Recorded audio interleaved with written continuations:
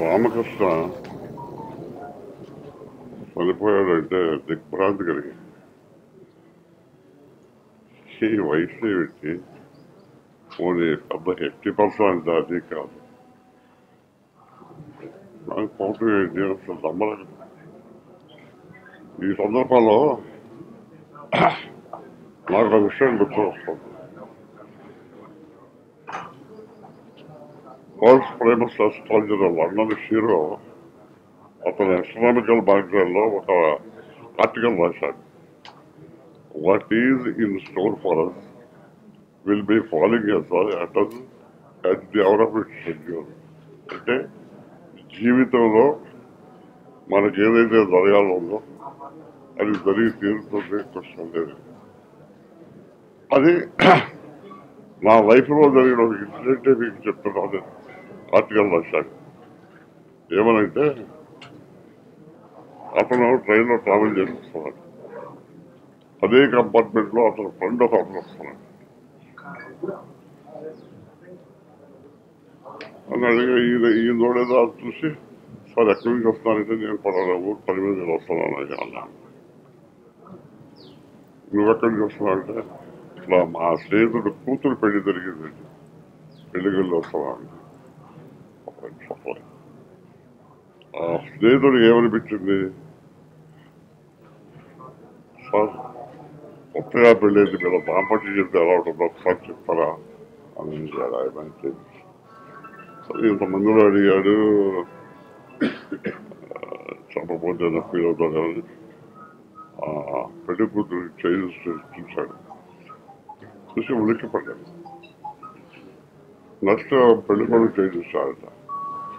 కంగారు ఎక్కువైపోయి ఆ కంపార్ట్మెంట్ లో 40,000 జీతం చూశాడు. చోట్ల పనిచేస్తాను ఊరిని పిచ్చితనంగా కంపార్ట్మెంట్ అటు ఇటు తిరుగుతాడు. వీళ్ళకేమో ఇదిగా ఉంది. ఏమిటి అయిపోయాడు మనిషి అని అర్థం కాదు.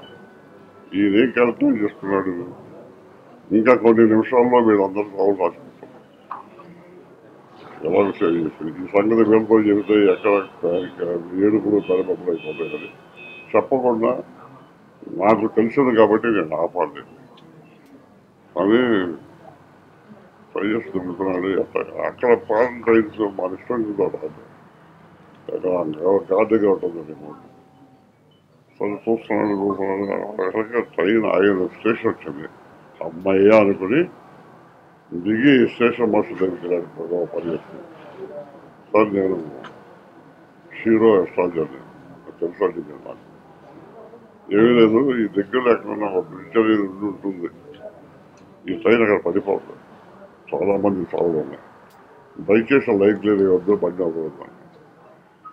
నిజమేనండి మీరు చెప్పిన నిజం కావచ్చు, కానీ నాకేం ఇన్ఫర్మేషన్ రాలేదని నేను బండి ఆపలేను. కాదని నేను చెప్తున్నాను వినండి. చాలా మంది సాగు హాస్పిటల్ ఉన్నాయండి. దయచేసి అవ్వలేదు. నిజమేనండి నేను కాదంటలేదండి.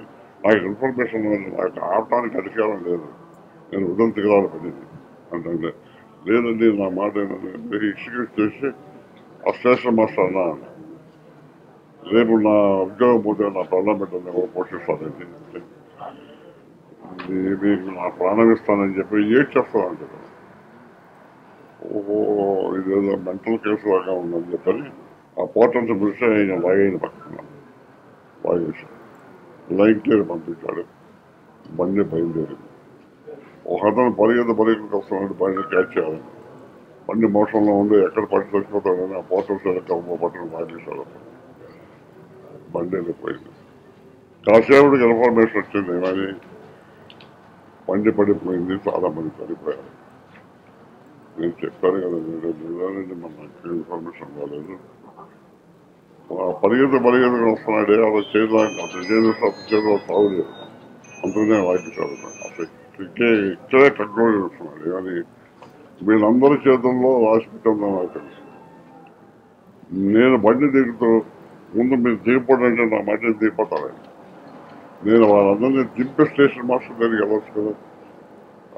ఫ్రాక్షన్ ఆఫ్ సెకండ్ నాకు ఆ మైండ్ అలా పనిచేయలేదు. ఎంతసేపు ట్రైన్ ఆపుదామని దృష్టి కాదు నాకు.